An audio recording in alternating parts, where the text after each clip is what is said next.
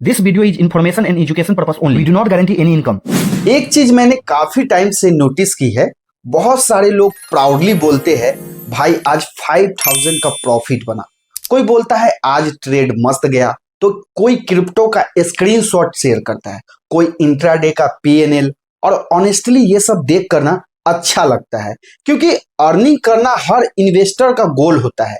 लेकिन अगर मैं उन्हीं लोगों से एक सिंपल सा सवाल पूछूं कि पिछले 6 महीने में तुम्हारी टोटल वेल्थ कितनी बढ़ी, तो बिलीव मी इसका आंसर बहुत कम लोगों के पास होता है।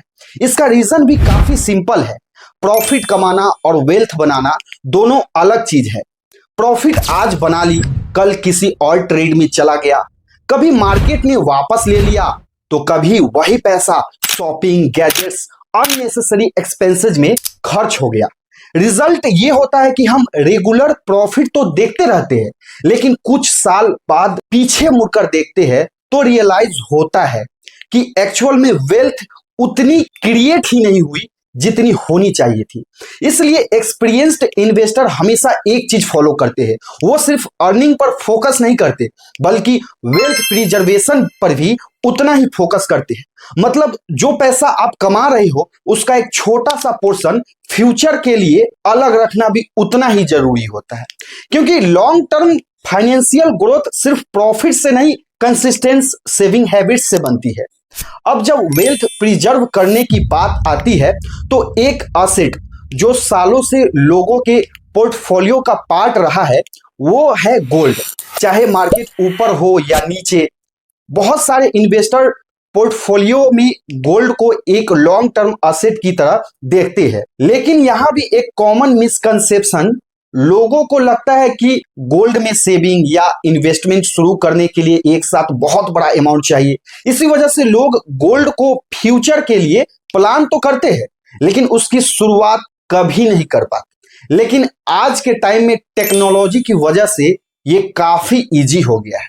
मुझे रिसेंटली जार ऐप का कंसेप्ट देखने को मिला और ऑनेस्टली मुझे ये काफी प्रैक्टिकल लगा। जार के थ्रू आप सिर्फ 10 रुपए से रियल 24 कैरेट गोल्ड में सेविंग कर सकते हैं। मतलब आपको किसी बड़े अमाउंट का वेट करने की जरूरत नहीं है। चाहे ट्रेडिंग से प्रॉफिट आए, सैलरी आए या कोई और इनकम हो, उसमें से एक छोटा सा हिस्सा भी आप गोल्ड में सेव करना स्टार्ट कर सकते हो।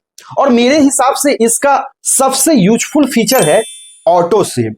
अब देखिए, ये ऑटो सेव मतलब प्रॉब्लम सेविंग की अमाउंट नहीं होती, प्रॉब्लम कंसिस्टेंसी की होती है।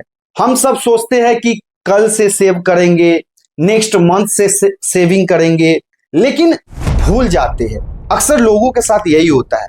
लेकिन जार में आप एक बार डेली, वीकली या मंथली जितना अमाउंट आपको कंफर्ट लगे उतना आप सेट कर देते हो। उसके बाद आपको हर रोज अपनी सेविंग याद रखने की जरूरत ही नहीं पड़ती। जार ऑटोमेटिकली बैकग्राउंड में आपकी सेविंग करता रहता है।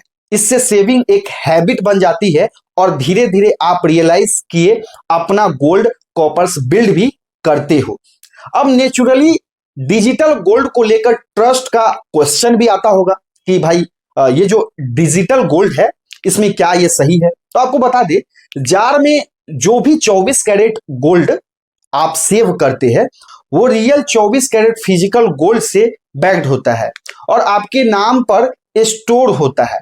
ये गोल्ड ब्रिंग सेफ वैलेट में सिक्योरली स्टोर किया जाता है। हर रुपी विस्त्रा के थ्रू इंडिपेंडेंटली ऑडिटेड होता रहता है और आपका पैसा और गोल्ड आईसीआईसीआई लोमार्ड से इंश्योर्ड भी रहता है। यानी सिक्योरिटी और ट्रांसपेरेंसी दोनों का प्रॉपर ध्यान रखा जाता है। और सबसे अच्छी बात यह है कि आपकी सेविंग्स लॉक्ड नहीं रहती। अगर फ्यूचर में कभी भी जरूरत पड़ती है तो आप डिजिटल गोल्ड सेविंग को कैश में कन्वर्ट करके डायरेक्टली अपने बैंक अकाउंट में विड्रॉल कर सकते हैं, या फिर उसी डिजिटल गोल्ड को फिजिकल गोल्ड कॉइन्स या ज्वेलरी में कन्वर्ट करके अपने घर पर भी मंगवा सकते हैं। तो गाइस, एंड में मैं बस इतना ही बोलूंगा कि मार्केट से प्रॉफिट बनाना एक अचीवमेंट है, लेकिन उस प्रॉफिट को वेल्थ में कन्वर्ट करना उससे भी बड़ा अचीवमेंट है। अगर हर अर्निंग के साथ आप थोड़ा सा भी कंसिस्टेंटली सेव करना शुरू कर देते हैं तो आने वाले सालों में वही छोटी छोटी सेविंग एक स्ट्रॉन्ग फाइनेंशियल फाउंडेशन बना सकती है। और अगर उस शुरुआती के लिए सिर्फ 10 रुपया ही काफी है तो फिर शायद शुरू करने का बेस्ट टाइम आज ही है।